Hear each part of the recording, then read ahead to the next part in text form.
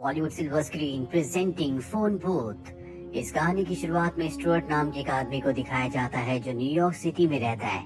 वो एक पब्लिसिस्ट है जिसकी फिल्म इंडस्ट्री में बहुत जान पहचान है। वो बहुत ज्यादा एरोगेंट होने के साथ साथ डिसऑनेस्ट भी है, क्योंकि वो शादीशुदा है। इसके बाद भी पेमेला नाम की एक एक्ट्रेस के साथ उसका अफेयर है। वो सबको दिखाता है कि वो बहुत कामयाब इंसान है, लेकिन सच्चाई में वो कुछ और ही होता है। ये वो वक्त होता है जब मोबाइल फोन हर किसी के पास है। टेलीफोन बूथ का इस्तेमाल अब कम ही लोग करते हैं और उनमें से स्टुअर्ट भी एक है। जब भी उसे पेमेला को कॉल करना होता है तो वो अपने मोबाइल फोन से नहीं बल्कि उसे टेलीफोन बूथ से कॉल करता है, क्योंकि वो नहीं चाहता कि उसकी कॉल हिस्ट्री में पेमेला का नंबर कभी भी आए। और अब रात को पेमेला को होटल में बुलाने के लिए वो उसे टेलीफोन बूथ से कॉल करता है।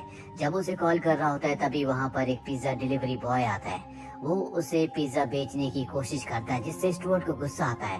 वो उसे बहुत ही बदतमीज से बात करता है। पिज्जा बॉय कहता है कि इस तरह से किसी से बात नहीं करनी चाहिए और उदास होकर वहाँ से चला जाता है। वो फोन से पेमेला को कहता है कि आज रात को मैं तुमसे होटल में मिलना चाहता हूँ। दरअसल वो झूठ बोलकर उसे होटल में बुला रहा होता है, पर पेमेला बिजी होती है, इसीलिए वो मना कर देती है। और अब जब वो वहाँ से जा ही रहा होता है कि तभी वो फोन रिंग होता है। उसे लगता है कि पेमेला ने उसे कॉल बैक किया है, इसीलिए वो रिसीवर को उठा लेता है। दूसरी तरफ से एक आदमी की आवाज आती है जो उसका नाम जानता है, और वो स्टुअर्ट को अपना नाम नहीं बताता। वो स्टुअर्ट से कहता है कि कॉल करने वाला अनजान ही क्यों ना हो, पर रिंगिंग फोन का जवाब देना जरूरी है। हमारे पास जो पिज्जा वाला आया था, तुम्हें उससे पिज्जा की डिलीवरी ले लेनी चाहिए थी। जल्दी तुम्हें एनर्जी की जरूरत होगी। स्टुअर्ट को कुछ भी समझ नहीं आता। उसे लगता है कि कोई आदमी उसे डरा रहा है, इसीलिए वो फोन रखने की कोशिश करता है। पर वो आदमी कहता है कि फोन रखने की गलती मत करना। मैं जानता हूँ कि पेमेला के साथ तुम्हारे नाजायज संबंध है, और अगर तुमने फोन का रिसीवर रखा तो मैं तुम्हारे और पेमेला के बारे में सब कुछ तुम्हारी पत्नी को बता दूंगा। स्टुअर्ट फोन रखने वाला होता है। इससे पहले वो अनजान कॉलर कहता है कि अगला फोन अब मैं तुम्हारी पत्नी को करूंगा, और ये कहकर वो फोन रख देता है। स्टुअर्ट इस बात से डर जाता है। वो उसे कॉल बैक करने की कोशिश करता है, लेकिन उसका नंबर डायल नहीं होता। स्टुअर्ट अब डर जाता है, क्योंकि वो नहीं चाहता कि उसके और उसकी पत्नी के बीच में कोई भी डिस्टरबेंस हो, इसीलिए वहाँ पर इंतजार करता है। और एक बार फिर से फोन रिंग होता है, और जब वो रिसीवर उठाता है तो वो देखता है कि वो अनजान कॉलर पेमेला से दूसरे फोन पर बात कर रहा है। स्टुअर्ट इनकी बातें तो सुन सकता है, लेकिन बीच में इंटरप्ट नहीं कर सकता, क्योंकि वो दूसरे फोन पर होता है। और वो पेमेला को स्टुअर्ट की सच्चाई बताता है कि वो जानबूझकर तुम्हें टेलीफोन बूथ से कॉल करता है, क्योंकि वो नहीं चाहता कि उसकी पत्नी को तुम्हारे बारे में पता चले। वो एक शादीशुदा इंसान है।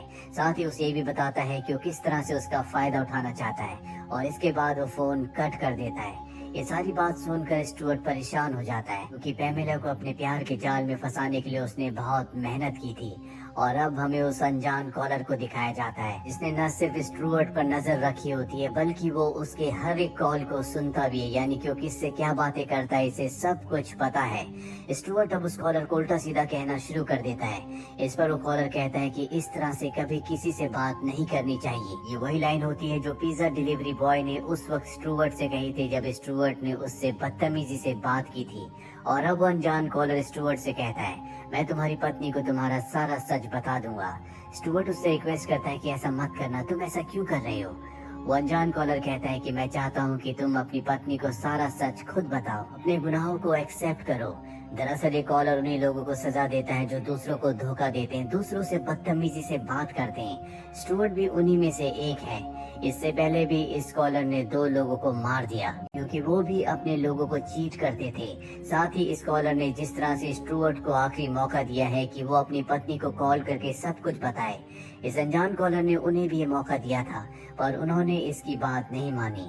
और अब स्टुअर्ट की बारी है। स्टुअर्ट अपनी पत्नी को कॉल करता है। उसकी पत्नी बताती है कि किसी अनजान नंबर से मुझे कॉल आया था, पर मैं कॉल रिसीव नहीं कर पाई। स्टुअर्ट अपनी पत्नी को सच बताने की हिम्मत नहीं कर पाता, क्योंकि वो जानता है कि उसकी पत्नी इस बात को कभी भी बर्दाश्त नहीं कर पाएगी।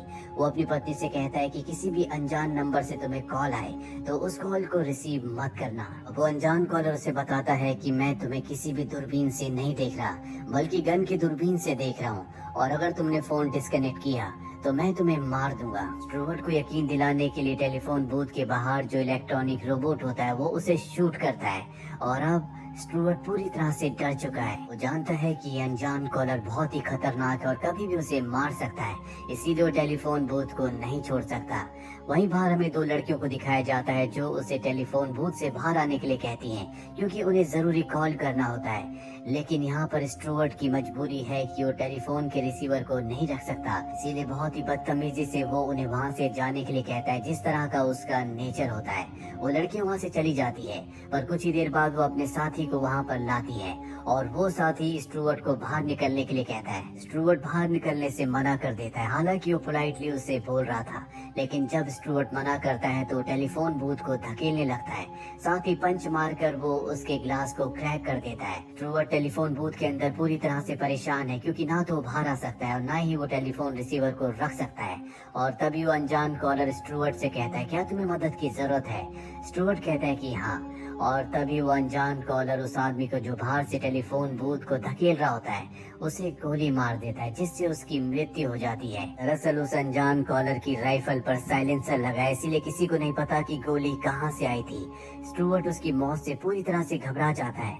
यहाँ पर जो उसकी दो लड़कियां दोस्त होती है वो सबसे कहती हैं कि स्टुअर्ट ने इसे मारा है। स्टुअर्ट कहता है कि तुम्हारे पास कोई भी सबूत नहीं है कि मैंने इसे मारा है, मेरे पास कोई भी गन नहीं है। और तभी वो अनजान कॉलर उसे कहता है कि टेलीफोन बूथ के ऊपर मैंने पहले एक गन रख दी थी। स्टुअर्ट कहता है कि तुमने ऐसा क्यों किया?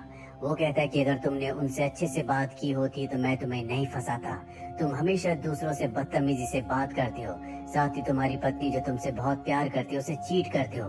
तुम अपनी जिंदगी को कभी अप्रिशिएट नहीं करते। स्टुअर्ट को समझ में आ चुका है कि उसे अब यहाँ से सिर्फ पुलिस ही बाहर निकाल सकती है, इसीलिए 911 पर कॉल करता है। हालांकि वो बात नहीं कर सकता, लेकिन वो कोड वर्ड में पुलिस को समझाने की कोशिश करता है, लेकिन पुलिस को उसके कोड वर्ड समझ में नहीं आते। पर जो अनजान कॉलर होता है उसे समझ में आ जाते हैं, इसीलिए वो स्टुअर्ट के सर के पास गोली चलाता है।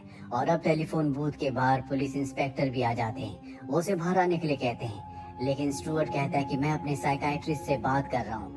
दरअसल ऐसा कहने के लिए उसे उस अनजान कॉलर ने कहा होता है। अब यहाँ पर मीडिया भी आ चुकी होती है, इसीलिए पुलिस सख्त एक्शन नहीं ले पाती। साथ ही पुलिस उसकी फोन को ट्रेस करने की कोशिश करती है, लेकिन वो उसके फोन को ट्रेस नहीं कर पाते।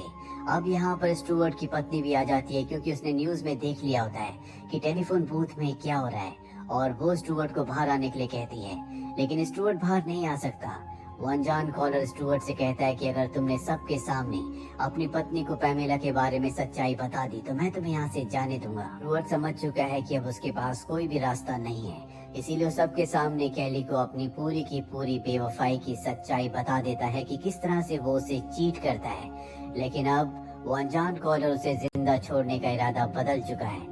स्टुअर्ट भी पूरी तरह से फ्रस्ट्रेट हो चुका है, इसलिए फोन रखकर बाहर आकर हाथ ऊपर कर लेता है। और तभी वो देखता है कि उसकी पत्नी कैली के सिर पर एक लाल रंग की रोशनी है, यानी कि स्नाइपर ने अब उसकी पत्नी को निशाना बनाया है। वो डर जाता है और एक बार फिर से रिसीवर उठा लेता है। और अब यहाँ पर पैमेला भी आ जाती है। वो कॉलर कहता है कि तुम्हें पैमेला और अपनी पत्नी कैली में से एक को चुनना होगा। स्टुअर्ट उससे रिक्वेस्ट करता है कि मेरे साथ ऐसा मत करो। और जब वो उससे बात कर ही रहा होता है कि वो चुपके से अपने मोबाइल फोन से अपनी पत्नी कैली को कॉल कर देता है। कैली सुनती है कि किस तरह से स्टुअर्ट किसी अनजान इंसान से बात कर रहा है और वो फोन पुलिस को देती है। पुलिस को भी अब पूरा गेम समझ में आ चुका है, कोई स्टुअर्ट को सब करने के लिए मजबूर कर रहा है। अब उस अनजान कॉलर ने कैली को भी एक बार कॉल किया था, इसीलिए वो उस कॉल को ट्रेस करना शुरू कर देते हैं कि वो कॉल कहां से आया था। वहीं वो अनजान कॉलर स्टुअर्ट से कहता है कि तुमने अपनी पत्नी को सच तो बताया, लेकिन तुम्हें अपनी बेवफाई का, अपने झूठ का कोई भी एहसास नहीं है। स्टुअर्ट को यकीन हो चुका है कि अब वो जिंदा नहीं बच सकता, इसीलिए उसे अपनी आखिरी वक्त में अपनी सारी गलतियों का एहसास होता है और वो सबके सामने कन्फेस करता है कि वो अच्छा इंसान नहीं है। वो अपने असिस्टेंट्स को झूठी पेमेंट के वादे करता था, जानबूझकर वो हमेशा से महंगे सूट पहनता है ताकि सबको ऐसा लगे कि वो बहुत रईस है, जबकि सच्चाई कुछ और ही है। वो अनजान कॉलर स्टुअर्ट से कहता है कि बूथ के ऊपर जो गन रखी है तुम उसे लेकर बाहर जाओ। दरअसल वो स्टुअर्ट को ऐसा करने के लिए इसलिए कहता है ताकि जब वो गन लेकर बाहर जाए तो पुलिस उसे शूट कर दे। दरअसल वो किसी भी कीमत पर उसे मारना चाहता है। और जो पुलिस इंस्पेक्टर होता है वो इशारों इशारों में स्टुअर्ट को बता देता है कि हमें उस कॉलर की लोकेशन का पता चल चुका है, वो जैसा कहता है तुम वैसा ही करो। और ये जानने के बाद कि पुलिस को उस कॉलर की लोकेशन का पता चल चुका है जो आसपास ही किसी बिल्डिंग में है, स्टुअर्ट उसे सब कुछ बता देता है कि पुलिस तुम तक पहुंच चुकी है। और अब उस कॉलर को गुस्सा आता है, वो कहता है कि मैं तुम्हारी पत्नी कैली को मार रहा हूँ। स्टुअर्ट इस बात से घबरा जाता है, वो ऊपर से गन निकालता है और बाहर आकर उससे रिक्वेस्ट करता है कि उसे मार दिया जाए, वो उसकी पत्नी को छोड़ दे। और तभी स्टुअर्ट को गोली लगती है जिससे वो वहीं फुटपाथ पर गिर जाता है। वहीं पुलिस को दिखाया जाता है जो कॉलर की जगह तक पहुंच जाते हैं। देखते हैं कि वो अनजान कॉलर मारा जा चुका है। दरअसल उसने खुद अपनी जान ले ली होती है क्योंकि उसे पता चल गया था कि पुलिस उस तक पहुंच चुकी है। वहीं स्टुअर्ट को पुलिस उठाती और उसे बताती है कि तुम्हारे ऊपर उस कातिल ने यानी कि उस अनजान कॉलर ने गोली नहीं चलाई, बल्कि हमने गोली चलाई थी जो कि एक रबड़ की गोली है। तुम अब भी पूरी तरह से ठीक हो। हालांकि वो जख्मी हो गया होता है और उसकी जान बच चुकी है। इसके बाद वो उस अनजान कॉलर की डेड बॉडी को देखता है जो वही पिज्जा डिलीवरी बॉय होता है जिसने कहानी की शुरुआत में उसे पिज्जा बेचने की कोशिश की थी। और अब स्टुअर्ट को एम्बुलेंस में लिटाया जाता है, उसे दवा दी जाती है। और तभी उसके पास एक आदमी आता है जो स्टुअर्ट से कहता है कि पिज्जा डिलीवरी बॉय को मुझे मारना पड़ा, इसके लिए मैं माफी चाहता हूँ। अगर तुमने अपनी ईमानदारी छोड़ी या कभी किसी से बदतमीजी की या अपनी पत्नी को धोखा दिया, मैं एक बार फिर से तुम्हारे पास आऊंगा।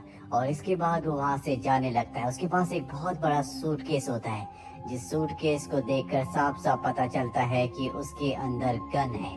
हालांकि स्टुअर्ट सबको बताना चाहता है कि कातिल अब भी जिंदा है, लेकिन वो बेहोशी की दवाई के नशे में होता है, इसीलिए वो कुछ भी किसी को नहीं बता पाता। दरअसल ये अनजान कॉलर यहाँ हमेशा इस बूथ पर नजर रखता है। उसने यहाँ पर कुछ ऐसी सेटिंग की होती है कि यहाँ से फोन करने वाले हर एक इंसान की बातें वो सुन सकता है। और जो भी लोग दूसरों को चीट करते हैं, ये अनजान कॉलर उन्हें सजा देता है जैसे उसने स्टुअर्ट को दी। और इसी के साथ ये फिल्म, ये कहानी यहीं पर खत्म हो जाती है। उम्मीद करते हैं कि ये कहानी आपको पसंद आई होगी।